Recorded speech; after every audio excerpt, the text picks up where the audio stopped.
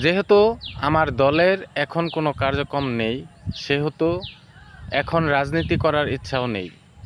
আবার যখন আমার দলের কার্যক্রম শুরু হবে, আবার রাজনীতিতে যাওয়ার চেষ্টা করব এবং রাজনীতিতে যাব, রাজনীতি করব।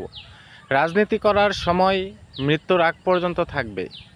কিন্তু যেহেতু এখন দলের কার্যক্রম নাই, সেহেতু ক্রিকেটটা চালিয়ে যাওয়ার সিদ্ধান্ত। সত্যি কথা বলতে এই কথাটি কিন্তু আমি বলি নাই, এই কথাটি বলেছে বাংলাদেশের লিজেন্ড, সর্বকালের সেরা নাম্বার 1 অলরাউন্ডার সাকিব আল হাসান।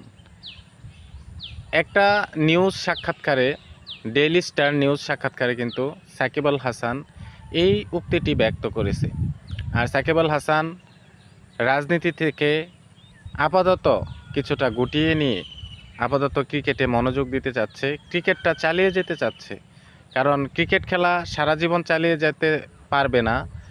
সে বলেছে এমনটাই যে যতদিন আমার মন চাই ততদিন ক্রিকেটটা খেলবো, আর মনে যদি সায় না দেয় তাহলে ক্রিকেটটা আর খেলবো না।